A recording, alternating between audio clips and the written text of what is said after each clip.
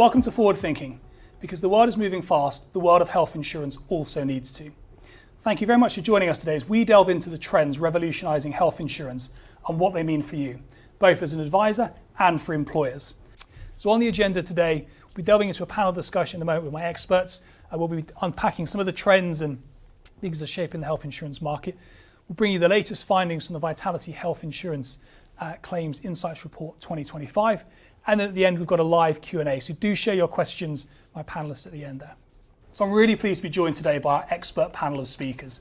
So we have Dr Katie Tryon, Vitality Chief Commercial Officer, Dr Arun, Vitality Health CEO, and then Pippa Andrews, Director of Corporate Business here at Vitality.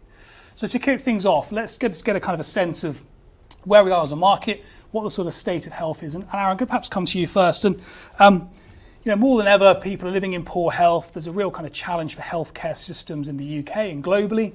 And we've seen demand for health insurance really kind of rapidly rise in the last few years. And what would you kind of say, what's the kind of current state of health in the UK and the health insurance market? Thanks, Rob. The state of the healthcare in the country, in the UK, is very serious right now.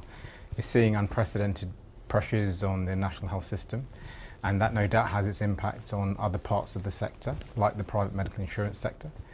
And I think it's safe to say that insurance as a whole, or healthcare insurance as a whole, is rising to that challenge. And we at Vitality are playing our part in that mission. We've been steadfastly focused on prevention all the way through our time as a health insurer in the UK, and we've been making serious inroads into that. I'm really proud of some of the introductions of some of the new innovations that we've introduced over the last few years, and they're having big effect on prevention of disease, making sure that downstream complications aren't happening, and I'm sure we'll touch on a lot of that later on today. Yes, so some real challenge, but some opportunities perhaps. Absolutely. As well. And Pippa, perhaps if I come to you next, from the perspective of employers, advisors tuned in today, is a challenging economic landscape, and there's we've got a budget coming later on in the month, and we don't yet know what the contents of that might be, but there's a possibility there of tax rise, these sorts of things that individuals and employers will be grappling with. So, what are some of the things you're seeing out there from the conversations you're having with advisors and employers, how they kind of navigate in this challenging landscape from a health perspective?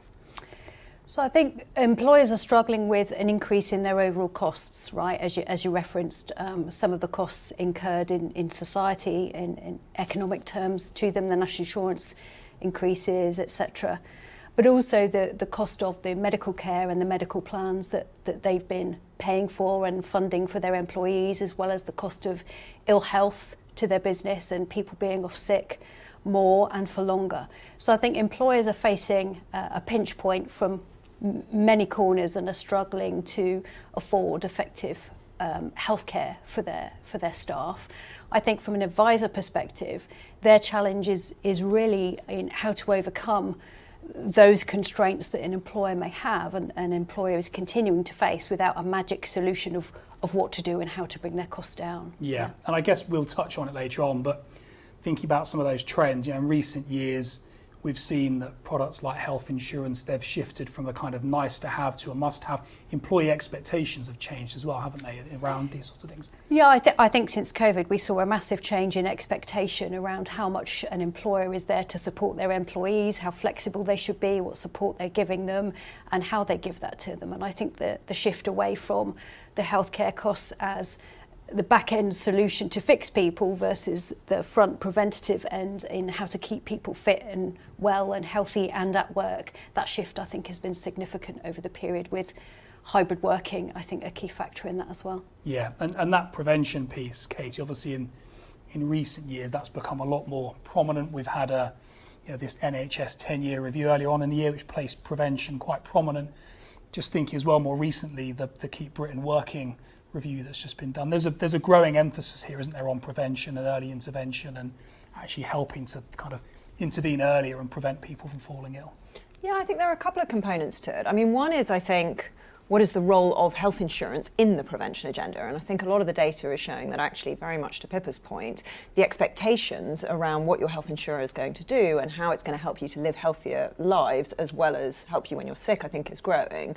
And then I think it's the evidence base for, for the prevention agenda. So, we've done a lot of research recently. When you look at the impact of physical activity alone, and you're looking at over 50% reduction in mortality if you can get people to continually and habitually do high levels of physical activity. I mean, that is one risk factor in isolation, and if we can encourage people to do that. I think the interesting one that we've kind of moved to making some quite big strides in is around weight and weight management and the agenda around that. I mean, I think, we saw from Britain's Healthiest Workplace, some slightly terrifying stats around the increasing rates of obesity. I think it was just over 50% increase in 10 years in the workplace in terms of percentage increase of people living with obesity. Yeah. And the impact that has, whether it's mortality, hospitalization, specific conditions like diabetes or cardiovascular disease, that is a really strong wave that we're having to think about how to address, and that's obviously why we launched in February the product around a medicated obesity pathway for the most at risk, because I think managing some of these key risk factors going forwards is going to be the way to address some of the productivity as well as morbidity, mortality issues that we're facing in society. Yeah, and that evidence point, I suppose, is really key, and that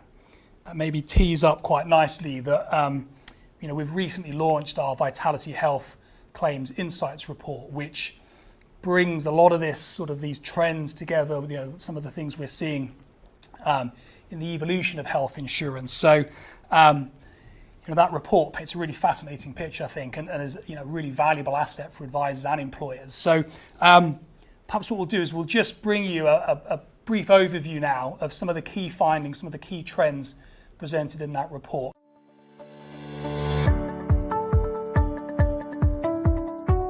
Since we launched these reports in 2021, Vitality has stood out as the only insurer in the market to publish such comprehensive health claims insights, and it's something I'm really proud of.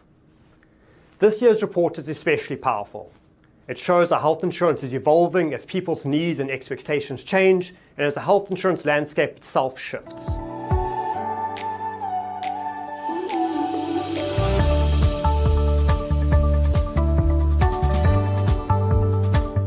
People now expect to access healthcare digitally, on demand, via their smartphones. Private medical insurance is no longer just for major illnesses in private hospitals. It's about getting the care you need when and where you need it. In fact, 71% of all authorizations began online in the first 7 months of 2025. Significantly, this combination of everyday care accessed through new digital pathways is making health insurance more relevant for a new, younger generation of customers. For advisors, this presents a considerable opportunity to grow the PMI market, with a product that's more likely to resonate with more of today's consumers.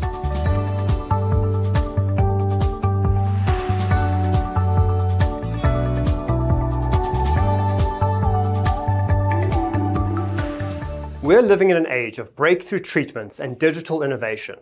And at Vitality, we harness data, AI, and clinical expertise to deliver better outcomes and manage costs. In our report, we found that 61% of consultant claims were with Premier Consultants, and that members treated by Premier Consultants have a 41% lower likelihood of hospital readmission. New weight loss medications are in the spotlight, and our consumer research highlights that 23% of customers have used weight loss medication. Members on our medicated weight management pathway lost an average of 9.3% of their body weight in just 3 months. And finally, our new mental health pathway saw over 250 members per month engage with WISE's AI coaching app since it launched in April 2025.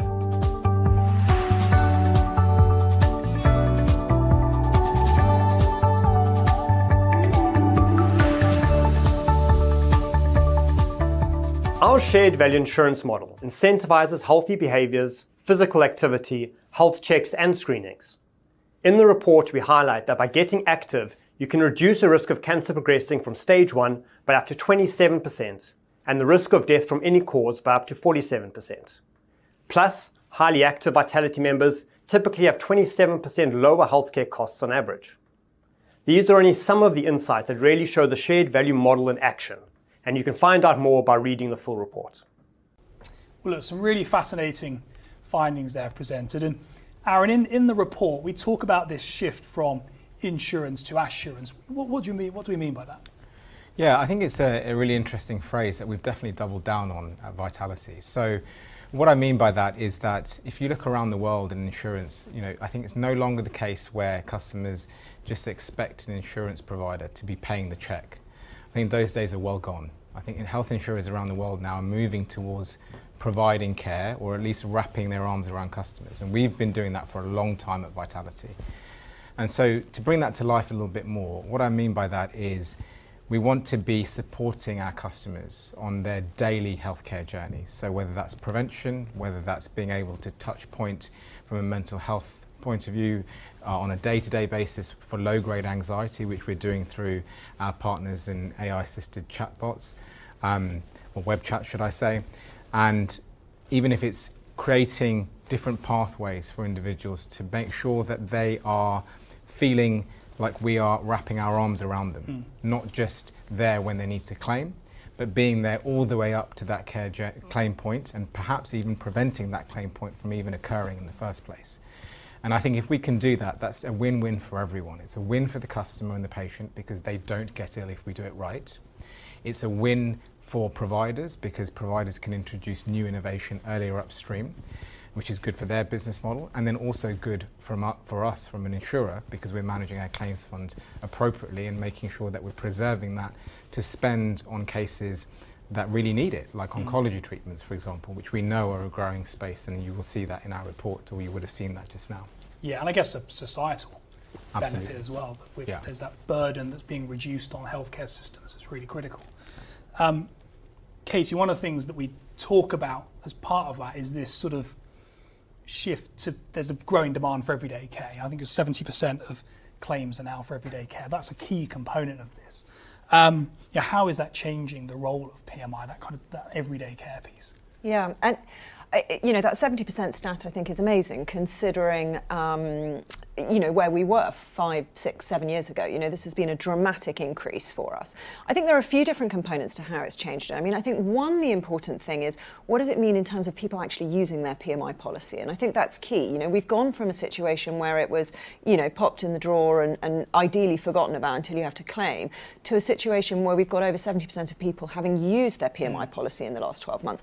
And actually, when we looked at people under the age of 35, that was over 90% of people who'd used their PMI policy in the last 12 months. I mean, these are really big stats. So there's a level of engagement with your policy, which I think is fundamentally very different.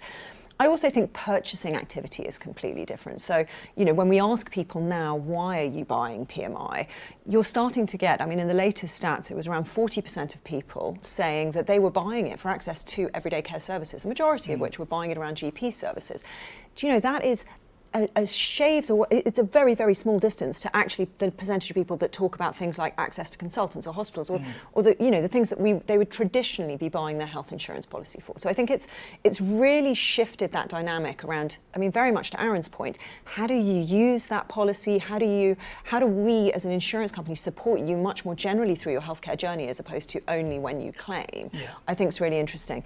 And then I think in terms of, again, Arun alluded to it earlier, in terms of what does that mean for healthcare journey? It's fundamentally very, very different. People want to get early access to care essentially closest to home to deal with the problem at hand as rapidly as they possibly can. And I think the world of everyday care really opens that up. You're talking about access to talking therapy providers within 5 days. You're talking about access to physiotherapy within a couple of days. You're talking about access to a GP within 48 hours. So suddenly you've got access to healthcare services really, really close to home, even in your home, and in very, very short timescales. And what we see as a result is actually commensurate decreases in secondary care claims, and a lot of that is in the report that everyone's just heard about. But if you look at what that means for psychiatry claims or what that means for musculoskeletal claims, if you can get in there early, intervene early, you've got a fighting chance of actually being able to prevent that ongoing claim in secondary care. Yeah. I think there's one point just to build on that that Katie mentioned in terms of the purchasing dynamic. I think people now, with this move of, especially our move of insurance to assurance, people are moving away from it being a begrudged purchase.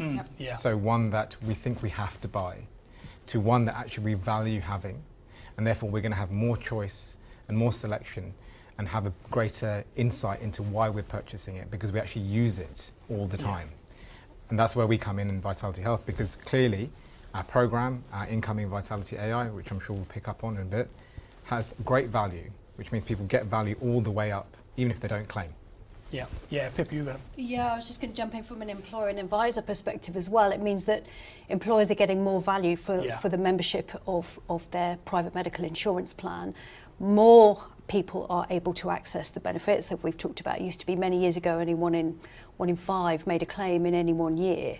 So the value for all of those other people who are paying benefit in kind tax was very limited. So I think employers are getting more value from it, keeping people more healthy and at work. But I think from an advisor perspective as well, as we've talked about, it's attracting different types of buyers and different levels of interest from cohorts of younger people in particular who are struggling with some of these everyday care type issues and challenges, who can now pick up value from a private medical insurance plan where previously they wouldn't have even looked at anything like that. Yeah. It's a really interesting point, that, isn't it? Because if we think about where the market traditionally was, it maybe did appeal to slightly older consumers that were looking for kind of private hospital care when something goes seriously wrong. And actually think about, as an industry, how do we continue to grow and bring new consumers in, and that appeal to younger people is really interesting, isn't it? There is a chance, I think you're touching on that kind of shift from reactive care to proactive care clearly resonates with people, doesn't it? Yeah, absolutely. And I think if you look at the types of people that are now purchasing, you've got your employers, you've got small, medium enterprises, but in the individual space, you're seeing a range of demographic of individuals, all of age groups, trying to seek insurance, but not only that, seeking value from products that we provide. And I think also the specific pathways that we've introduced, whether that be weight management, mental health, musculoskeletal, there is a use case, if you will, for all types of people at some point in their healthcare journey. Yeah. You say, Pippa, getting more value out of it. I guess that piece for employers in particular, whether they're SMEs or larger corporates in particular, is that also think about that return on investment. If you're scrutinising your spend on health and well-being in the workplace, actually if there's something that the staff are using, they're engaging with, there's a stronger argument there, isn't there, from a ROI perspective? Yeah, absolutely. And I think employers are more and more focused on data and data proving who's using what, how much are they using it, and are we getting return from that. And I think employers know, and our data in Britain's Healthiest Workplace shows, that employees who are physically well and physically active are more engaged at work, perform better at work, are more productive at work as well. So I think, again, there's so many benefits for an employer of having a more engaged employee cohort than I guess if they were just providing private medical insurance in the old world just to the top tier of management, for example. Yeah, absolutely. And I think we've touched on this a little bit, Katie, but obviously what we are talking about here is an increase in demand, more people using it. How do we manage that demand there in a sustainable way? I think you've touched on a little bit with that sort of early intervention, but I guess getting into some examples of what Vitality is doing, how are we managing that demand, ensuring this is sustainable? Yeah. I mean, there are a few different elements to it. I think we've touched on what it means around early intervention and what that can do fundamentally to shift that demand on secondary care into a more effective kind of position within, ideally in a primary care environment, and managing things earlier and in a kind of closer to home fashion. I think that's definitely number one. I also think there is a way, and very much to Arun's point around, if you help individuals navigate through their healthcare journey, you have more of an ability to make that a more efficient and appropriate healthcare journey. And I think, rather than sort of allowing people to navigate what can sometimes be a kind of confusing healthcare environment and, then paying the bill, which is traditionally where we were, actually being able to say, I'm going to help walk you through at an earlier stage what your healthcare journey should be for any given issue that you may be facing.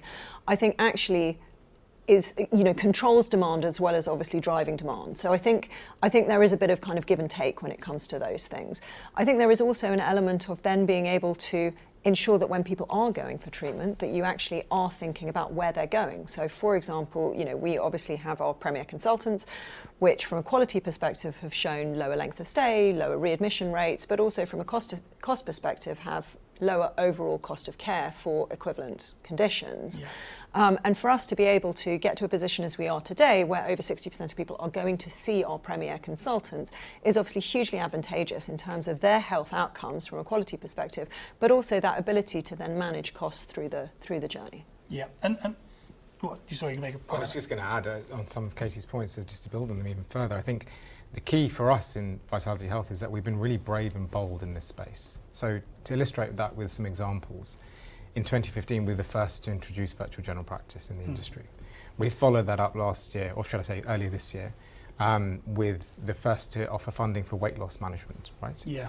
And the way we looked at that is very clinically, and that is obesity has a multitude of downstream complications, microvascular, macrovascular, meaning things like blood pressure conditions or orthopedic conditions are not just systemic, but joint related, or it could introduce risk of diabetes and strokes, for example. And the way we look at that is if we can prevent people or reduce the incidence of obesity, then we'll prevent downstream complications for those individuals. So that's great for them, but also great for us, as I said earlier, from a claims perspective. So we did that, and we've also done similar in mental health, which I spoke about earlier, and consistently making those bold and brave decisions when no one else wants to or doesn't enter into that area, I think is really quite brave of us, and I think we'll continue to do that. Yeah, and there's some real evidence now, isn't there, to support that actually, those innovations are actually delivering better outcomes. I think about those weight loss medications and the weight loss, particularly the pathways we offer as well. I think we're starting to see evidence come through, aren't we, that actually this is delivering, a better outcome for people. That we're getting that sort of proof point there as well, which I think is really critical, isn't it? I think that's right, and I think it's also just thinking through the time at which you can actually get those outcomes. I think often people say, well, if I have to wait for so many years. If you get people to do more physical activity or improve their nutrition, how long do you actually see? And actually, in some of the cases, Arun sort of alluded to the various different health benefits that you get just from weight loss alone. Some of those are actually relatively short time stamped in terms of how you can actually improve someone's health really quite quickly in terms of weight loss, particularly around things like hospitalizations, particularly when it comes to things like musculoskeletal hospitalizations, etc. You can get some really early wins from that early intervention. Yeah. And then obviously, as you move more towards the kind of primary care bit, the return from a kind of health perspective on those early interventions becomes even quicker. Pippa, from your perspective, I guess we're talking a lot here about health, prevention, early intervention. Yeah, these are particularly for employers. These are kind of key priorities. You mentioned Britain's Healthiest Workplace earlier, and I touched on earlier the recent this Keep Britain Working review that, we're seeing a real challenge of productivity, record sickness absence.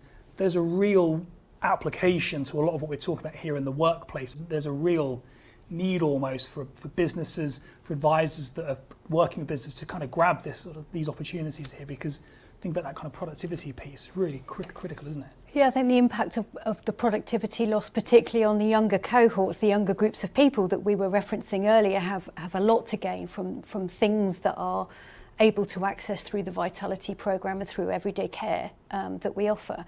Yeah, I think, look, from an employer perspective, everything is about prevention now, yeah. I think, and reducing their downstream costs of health insurance, of absenteeism, presenteeism, etc. So I think that the report that you referenced there speaks to everything that we've been hearing from employers and advisors for a long time, and everything that we've been saying for a long time from a Vitality Health perspective, which is the more that you can encourage and drive people to take better decisions in their everyday life, the less we'll need to treat them downstream, which ultimately costs the employer, potentially one way or another, either in absenteeism or in their private medical insurance costs. I think employers and advisors are looking for how can they stop their healthcare costs for their insurance rising over time. Well, the best way is not to cut benefits year on year on year. Actually, employees want more.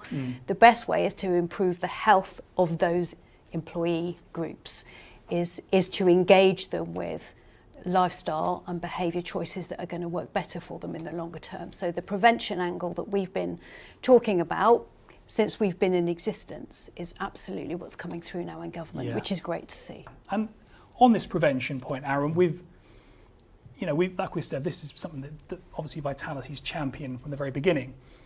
And we are now seeing some really remarkable results, aren't we, in terms of actually when we change, thinking about that expanding role of remit of health insurance, when we get people to change their behaviour through kind of nudges and incentives, actually we can make a huge impact to people's lives. Massive. And last week we announced a new launch of Vitality AI, and we're not just engaging in trying to prevent people's disease, which of course we are, but we're actually trying to attack that from both sides now, in terms of introducing rewards that are bespoke and personalised for individuals to help them actually meet those nudges that we're going to, again, be personalised for individuals. So if we note that someone needs an HbA1c test to check for their diabetes, using our data sets predicting that they might be at risk, then we're going to be giving them rewards that try and nudge them, because we know that with habit stacking, that we can try and get people's behaviour changed. And I think the market has never seen anything like that, at least in the UK. We've been ahead on prevention, and we're now going to be ahead on trying to get that prevention actually done by the individual. And I think that is second to none, and the rest of the market will play catch up. Yeah, and it's, I guess, Katie, it's critical, isn't it, that sort of preventative, that it's baked into the whole proposition. It's not a sort of afterthought, it's part of that overall kind of care journey. And I guess I'm just thinking about, we came out with this sort of, we can have evidence that actually people who engage with the Vitality live up to sort of 5 years longer. But I guess that's it's a critical component though of that kind of wider health piece that we're offering there. It's not a sort of standalone afterthought. Some of this stuff like getting members engaged in healthier habits and activities and things. Yeah.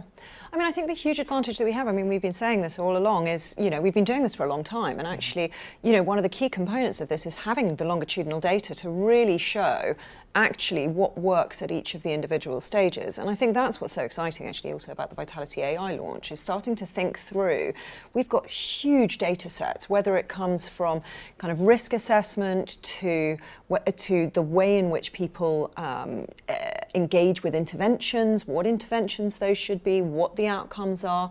Actually we've got a phenomenal wealth of data in the UK and elsewhere to start really looking at that prevention agenda in terms of how does people's activity, their behaviours, their propensities, people like them, the environment in which they're in, how does that actually impact their health, and how can we best position to encourage them to improve certain elements of it? Yeah, and there's a real clinical credibility to what we're doing here as well. Yeah, I think, really then thinking through how do we take all the evidence base that is out there, use that to guide what we do internally, but then also actually start thinking about, particularly in a real world evidence, I think we've got a role to really show how does this actually work in practice within this environment. And I think we've discussed a little bit in terms of some of the government movement in this direction. I think the value of being able to share what we do as well with people, I think, is incredibly important, because it is absolutely the definition of real world evidence for what actually works. Yeah, so challenging environment, but clearly some opportunities here.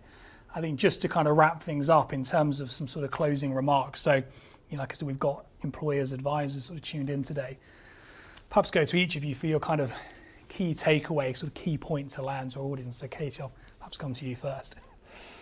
I think the key point is that whilst the cost of healthcare is increasing, and I think there is a huge amount of rightful concern around that, I think there is an enormous amount of opportunity in terms of innovations that are happening that enable people to improve their health earlier, be treated earlier, and in more appropriate environments that I think offer us a huge reason to be positive actually about the way in which healthcare is moving. And I think AI and its ability to be able to shift that because of its ability to be able to take a range of different structured, unstructured data sets, look at the, personalize and be able to feed back at an individual level, I think that will radically transform our ability to manage people's health in a different way.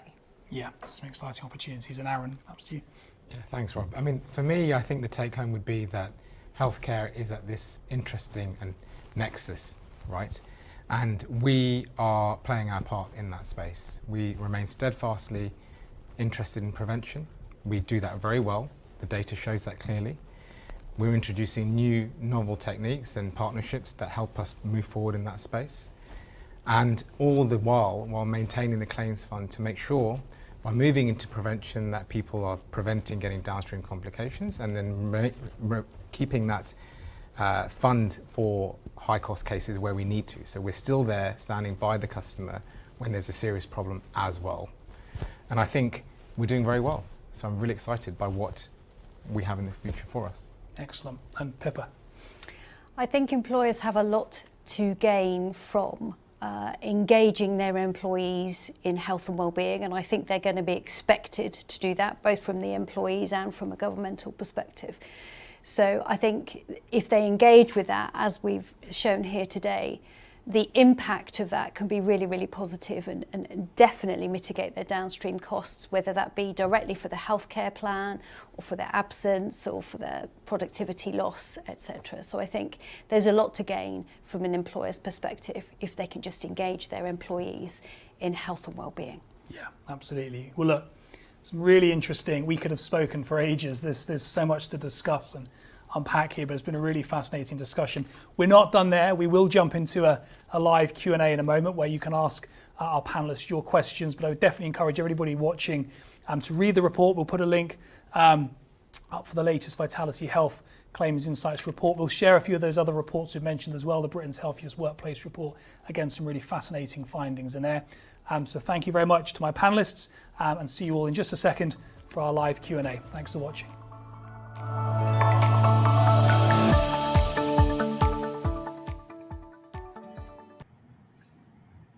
Morning, Katie, Aaron, great to have you joining us today. So everyone tuned in, please do share your questions in the Q&A. Some fascinating discussions so far in that panel conversation there. Just a reminder to everybody, you can access those reports, the claims report that we've referenced extensively in that panel discussion, as well as the Britain's Healthiest Workplace report that you have heard us reference, and also Vitality's Habit Index as well. So do download those and have a look at those. So Aaron and Katie, I'm going to kick things off. We've had a couple of questions from people already. So I think, prevention's obviously been like a kind of key point of discussion there. And perhaps, Katie, I'll come to you first. So someone's asked, how will Vitality continue to develop products that aid in the prevention of illness? Will there be more options around sort of hand-holding following health checks, for example? So what areas are there that we can develop further around prevention? Yeah. I think, there are a few different elements to it. I think one, if we think about prevention in terms of primary prevention, so thinking through, are there other risk factors that we should be looking at, and how do we further develop that proposition around things like physical activity, nutrition, smoking cessation, and those elements. Two is around what we would call secondary prevention. So that is around early detection and screening, and really building on that proposition. And we obviously already have our health checks and our health screens, and we have the cancer risk assessment and the discounted cancer screens off the back of that, but really thinking through further developments on that. But I also think something that we shouldn't underestimate is the changes that we've made in terms of everyday care. So thinking through around how do we ensure that we are meeting people earlier in their health journey, whether that is with talking therapies, with physiotherapy, with access to GP services, and how are we helping people kind of navigate before they're actually getting unwell enough that they need to go into secondary care. So I think, that there's a whole load of areas in there that we are developing the proposition. Obviously with everyday care, we've built that up enormously over the last 4 or 5 years, and we continue to develop that area at great pace, as well as our traditional, what I would call primary and secondary prevention agenda. Yeah. And obviously prevention and that kind of early intervention is something that we're very much known for. But Arun, someone's asked here, it's perhaps a good question for you. How do Vitality compare against some of our competitors and other health providers when it comes to kind of clinical expertise? So perhaps just speak to that kind of clinical side of things. Yeah, sure. Thanks, Rob. I think, look, our clinical expertise are hugely impressive. In fact, our insurance business is led primarily by a strong group of clinicians, which I think is almost unheard of in the industry, where usually it's business folk and commercial individuals that lead insurance businesses. So I think that speaks volumes as to what we focus on and what we think is core to our proposition. The other thing I would say is that with respect to everything that we do and implement via the program, a lot of it is clinically minded. So all the things that we try and instill, even if it's managing claims costs, it's all in the aid of going upstream and preventing disease, and it's very clinically focused.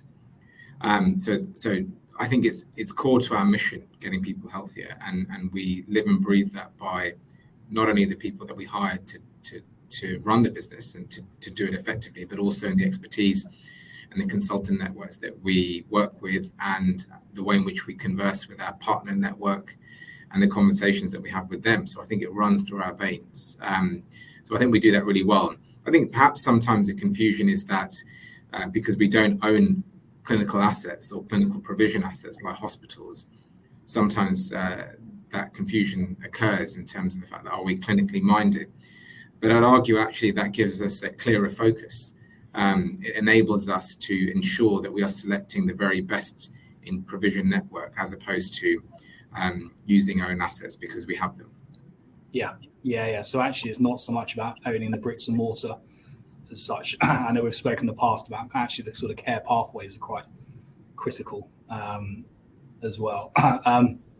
Katie, I think a question here I'm going to put to you. So obviously you were very closely involved in the recent launch of Vitality AI and spoke at the event there. So perhaps just to expand on some of that from that event, someone's asked around sleep, something that's coming into the program later on, but I think perhaps just as a broader piece around like AI and maybe kind of thinking about how that works as sort of harnessing AI and tech around that prevention piece. So perhaps you can just sort of speak to that just briefly there. Yeah, absolutely. I mean, I think without repeating what I said at the Vitality AI launch, I think the ability of AI to translate some of the things that have been very much in clinical world and less in prevention world, I think will enable even further that kind of shift towards prevention. So when you think about it at its core, some of the real challenges we have about prevention are, in order to risk assess, evaluate interventions and understand how they work in a real world, as well as how you encourage people to do things, because that's one of the challenges. It's not about, as I said in the AI launch, it's not about lying on a bed and someone does an operation on you. This is about you making changes to your life. A lot of that relies on enormously large data sets, very disparate data sets, structured and unstructured data, accessing that from various different places, bringing that together, finding that signal in the noise to understand how do you actually, what is somebody's risk, what is the intervention they need to do, and then how are you actually going to encourage them to do that or to make that change. I think we need the support of AI in order to be able to really granularly understand that, and then also translate that to an individual in a way that will resonate with them to help advise and guide them along a journey. So I think AI is truly transformative in being able to make that shift from a more curative to a more preventative health system in general. And I think there are kind of key elements as to why AI is particularly supportive for that. Yeah, and interesting. And actually, this is maybe one for both of you, and perhaps Arun, I might just come to you first. If someone else has asked around AI, they've said, is it evolving too quickly for what's traditionally been quite a cautious, slow-moving industry, I guess, the sort of health insurance industry in the round there. And they've said, how will insurers adapt to keep pace with rapid change and innovation? Are there any downsides to integration of AI? So perhaps if I put that to you, Arun, just to start with. Yeah, sure. Thanks, Rob. I think it's a really accurate observation that the industry is compared to other industries, at least, is generally a laggard to innovation adoption. I think that's quite right observation. I think the question is fair. Is it moving too quickly?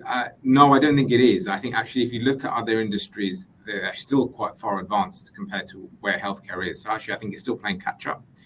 I think we're definitely the most advanced in this space, at least in the UK, are looking at this from a digital AI perspective and the tools that we want to implement. I think it needs a leader in that space. It needs a first mover. And we've done that historically back in 2015 when we were the first to introduce digital virtual general practice and the market followed. I think we're the first again in this space. And again, I think others will follow suit. So I think it needs someone to help move the goalposts and the field will follow. I think it's right for the industry, it's right for members. Ultimately, what we all want as insurers is for the best healthcare outcome. And I think, Vitality in particular, we want that for sure. And I think it's only right that we pursue those goals. In terms of safety, I think the introduction of AI, especially in clinical management, will definitely be non-inferior for sure. And I think as long as we can introduce tools that are better than that, even if marginal, then I think it's up to us to take those opportunities. Yeah, absolutely. And I guess the reality is the world is moving fast, and there are, the need, and I think we've touched on this in the report, the needs and expectations of consumers, people accessing healthcare are changing. And actually, Katie, there is a need to keep pace with that, isn't there? Yeah, I think that's right. I think, people often consider things like healthcare advances almost in independence of the users that are engaging with them. And I think, one of the key things that I think is interesting from our perspective, again, that people sort of saw in the Claims Insights report is the way in which particularly younger members and a number of our younger members are engaging with healthcare and healthcare journeys and how that changes. And I think, we have to take into account not just what are the raw health innovations that are moving, but also actually how is the ecosystem and the users of that healthcare system, how are they changing within it? And a bit to Arun's point earlier, how is their experience in other environments changing that actually influences what their expectations are in terms of how they would engage and interact with the healthcare environment. And I think that's a very, very strong kind of powerful motivator in terms of their expectations. Yeah, and perhaps a related question that somebody's asked, that we're talking about using tech and digital tools and AI and things to ultimately sort of intervene a little bit earlier and personalize recommendations for people. And so someone's asked here, will that reduce claims in the long run, or is it a case of intervening earlier? Or I guess it's maybe a bit of both. So, I think, in terms of the evidence that actually if you detect disease earlier and treat it earlier, there's particularly strong evidence in things like cancer that actually, not only does it obviously improve people's health outcomes and mortality is much lower if you're detecting at stage 1 and 2 than it is at stage 3 and 4, but also your healthcare costs as a whole are lower at, if you're treating at stage 1 and 2 than at stage 3 and 4. So, I think the evidence is strong that is true. And I think meeting people where they are, and earlier in that journey, I think improves the outcomes and improves the cost ratio of it. I think in terms of what people's expectations are, in terms of particularly when I think raw from a health insurance perspective, I think, that's not necessarily, I think how you manage that, I think is also not necessarily just to do with lower claims costs. So for example, offering, we've now seen from all the data that actually the expectation around fast access to GP services is one of the core elements that people are actually purchasing private medical insurance for. This was not the case 5, 6, 7 years ago. That is an additional service that we want to offer people. Yes, you do get some amazing claims benefits if you can intervene earlier and catch disease earlier, but it's also a real benefit that people are expecting. So I think that there's a balance in terms of the expectations from a private medical insurer of what people want versus also enabling us to detect disease earlier and impact the claims fund as a result.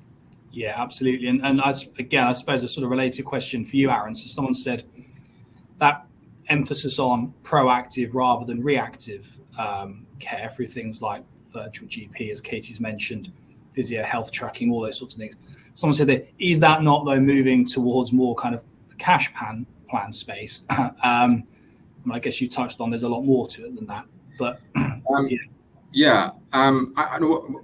view is that cash plan is relatively prescriptive. So you get defined contributions towards specific benefits. For example, your spectacles, for example, a check or whatever. And I think we're not in the realms of trying to get into that very prescriptive methodology. Our aim is more holistic. We want to wrap our arms around our customers and our members as a whole and think of them as a whole human being, not bit parts. So not that will help you with the specs, but not with this, or with that, but not with that, right? So I don't think we're nearing cash plan. The aim of us, our products, is to make sure that customers feel like they can get the healthcare they need when they need to. If that's preventative, great. If for whatever reason it's not and it's reactive and we have to be there for that moment in time, then that's what we need to do. And that's our view. So I don't think it's nearing the cash plan segments. That's not its intention. And prevention, it for us is more mission based as opposed to model based. Yeah, and as you say, it's actually that kind of holistic piece. And again, I suppose a sort of related point to that is somebody's asked. Obviously, this prevention, that early intervention, is a major talking point. It's not, vitality, as we touched on in that, as arguably sort of led in this, but we're seeing prevention spoken about, whether it's from the government in their kind of 10-year NHS plan, elsewhere in the industry. Prevention's become this big kind of word that comes up regularly. But someone's asked, are people actually engaging in the preventative elements of their cover? Or is it the case that PMI is still mostly being used for that sort of, I suppose, catastrophe cover? Perhaps that's one for you, Katie. I think it's borne out in the evidence, isn't it, that actually people are engaging in. Yeah, I think, again, if we look at the full spectrum of what we could call prevention around primary, secondary, and then, thinking about some of that early intervention around everyday care, I think the landscape has significantly shifted in recent years. I think we've always had a great track record in terms of people engaging within the Vitality program in the various different elements of primary and secondary prevention, and the impact that's had. We've got amazing statistics on increases in physical activity, on weight loss, in improvements in nutrition, and I think we've got some really good evidence to support that actually the engagement is resulting in really good outcomes for people. But I think in recent years, that idea of actually the early intervention piece and everyday care. Now we're seeing, obviously, as you've seen from the Claims Insights report, actually the majority of our claims now coming from everyday care as opposed to secondary care, in numbers, of course, as opposed to value. But, I think the shift has very much happened within a private medical insurance space, certainly within a vitality space. I think, there's obviously more that we could be doing, and obviously the government is making a really big push in terms of how we capitalize on some of the changes and move as a whole as a country towards a more preventative agenda, and what the role, even when we think about the Mayfield report in terms of what the role of employers is in supporting that. But I think in terms of what members from a vitality perspective or customers are doing, very, very high levels of engagement in both the preventative agenda as well as that early detection and early intervention.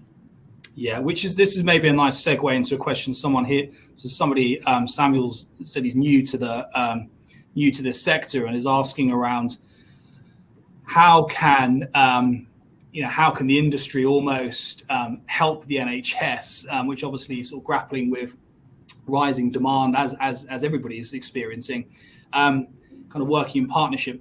Aaron, I guess that speaks to the point that Katie's just made, actually, is that if we help people stay healthier, we kind of impact that demand in a positive way. Actually, the industry can play a really important role societally here, can't it, in actually supporting, improving the health of the population just in general. Yeah, thanks. I think it's a great question, and thanks, Samuel, for raising it. I think there's quite a few things that could happen to help this mission. Firstly, I think more people using or subscribing to PMI would alleviate burden on the NHS. I think there would be more usage through insurance. Secondly, with companies like ourselves, which engage in prevention, you're likely to see reduced costs downstream, albeit multi-year down the line. And so there are some things that can happen with respect to, so I'm not sure if Rachel Reeves is listening, but with regards to taxation and so on, that would help that issue. Obvious things like IPT and so on, and get more people using our services, not just Vitalities, but insurance as a whole. But notwithstanding that, we would be very open to helping support the public mission and the state of the nation with respect to healthcare. I think what insurance has found difficult in the past is the fact that maybe it's been seen as a threat as opposed to an adjunct and a supporter.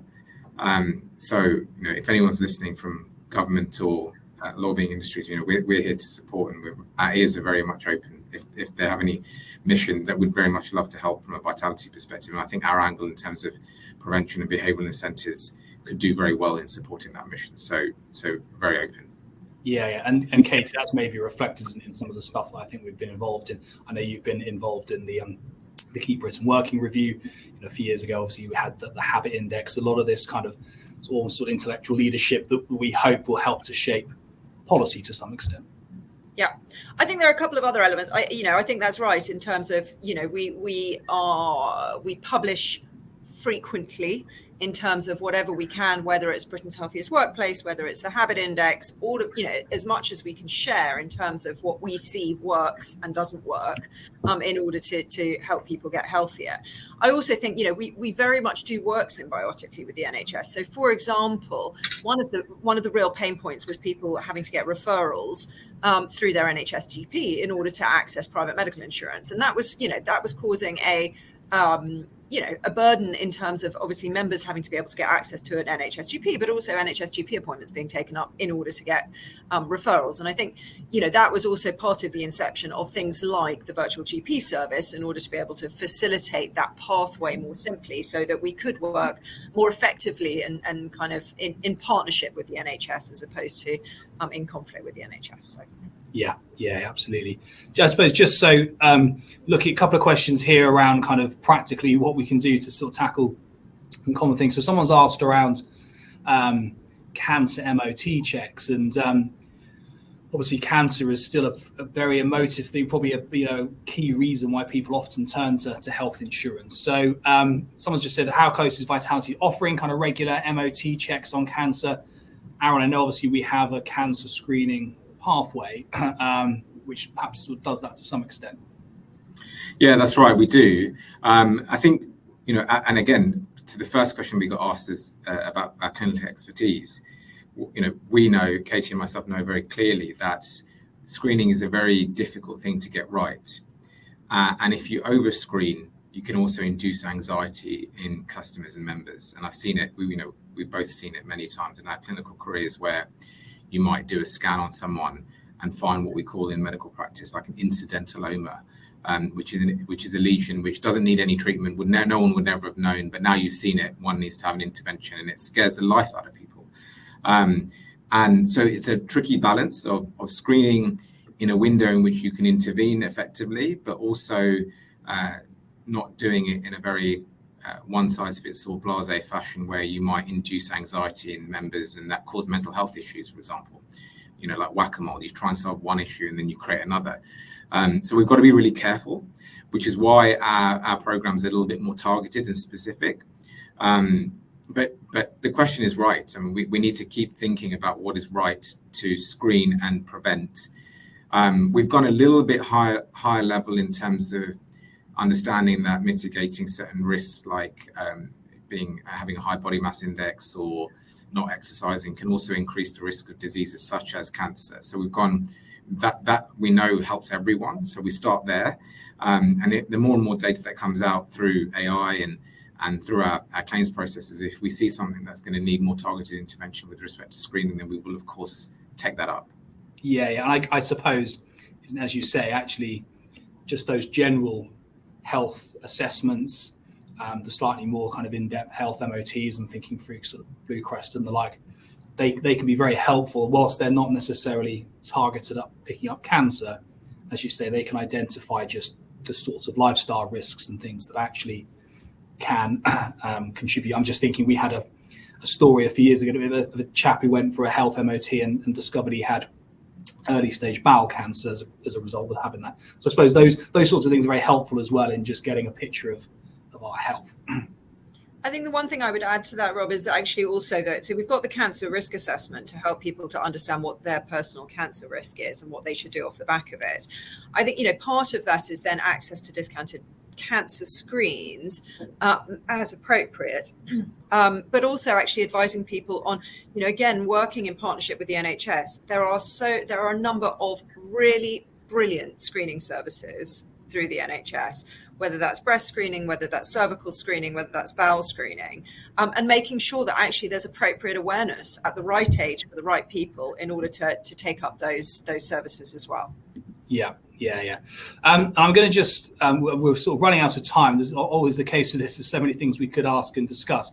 I just want to, mental health is obviously a big kind of topic. And this month, of course, November, being that particular sort of spotlight on men's health and men's mental health. Somebody's asked a question, though, around young people, where we know there are obviously lots of challenges. So Sharon's asked, we know that mental health is a major issue for young people. How is Vitality sort of helping in this space? Perhaps, Aaron, one for you there. What are we doing? What can we do for mental health for young people? Yeah, I saw this question in the chat, so thank you, Sharon, because I was really hoping someone would ask about this, and I'm glad you picked it out, Rob, because I think this is a space that we're particularly proud of, right? We've introduced recently with one of our partners AI-assisted therapy in mental health, and more for lower level kind of regular mental health symptoms that we know a lot of the nation struggle with. When I was a practicing physician, I think I mentioned this maybe earlier, that we used to see a lot of mental health, and it's only climbing now, the proportion of patients that come to clinic, but usually with lower level conditions. When I say lower level, I mean more undercurrent daily, low grade anxiety, low mood, maybe not necessarily requiring therapy as an inpatient. And our new pathway has helped a lot of customers in this space. Not only that, has improved their outcome, reduced the likelihood of them needing any type of inpatient admission, which is also more costly. And so it's that kind of perfect intersection of reducing claims, increasing health outcome, and improving experience, that kind of like nirvana of that triad. So we're incredibly proud of that. I think Katie probably wants to build on my answer, because she was responsible for implementing it all. Yeah, no, I think that's absolutely right, Aaron. I think it is that nirvana of, we've really managed to enable early access and early intervention for for many cases. And I think you will have seen in the Claims Insights report, in terms of particularly things like talking therapies, whilst those have increased by hundreds of %, actually our spend on outpatient and inpatient psychiatric treatment has lowered. So, I think very much like the cancer example, I think this is a space where early intervention really does show improved health outcomes and more cost-effective treatment. Yeah. Well, look, we're out of time, unfortunately. We could have spoken at length. So apologies to anybody who's asked a question that we didn't get an opportunity to ask. We can follow up, though, afterwards. So and we can reach out if you've got any kind of burning questions that you still want answering. Obviously, do feel free to get in touch with us as well. So, but look, thank you so much for tuning in today. It's been a really fascinating discussion. Thank you very much to Aaron and Katie for being on hand for that live Q&A there. Just a reminder, we've got some links, as I said, to the various reports that you can read in the handout section. So just once again, there's the Vitality health claims insights report for 2025, which has got some fascinating insights. The Britain's Healthiest Workplace research as well is really, really interesting. That was published slightly earlier in the year, but paints a fascinating picture of the sort of state and health of the UK workforce over the last 10 years. Very relevant, I think, given that recent Keep Britain Working review. And then the other one is just that habit index research that we published last year, which, again, a fascinating piece of research which speaks to some of that prevention, kind of the power of healthy habits and the like in improving health. So 2 fascinating reports I just really encourage you to have a read of. But once again, thank you very much to Aaron and Katie, and thank you for you to tuning in. We will share an on-demand version of this afterwards as well. And if you're an advisor as well tuning in, we'll share a CPD certificate with you. So yeah, just leaves me to wish you all a very pleasant day, and thank you once again for tuning in. Thank you. Bye-bye.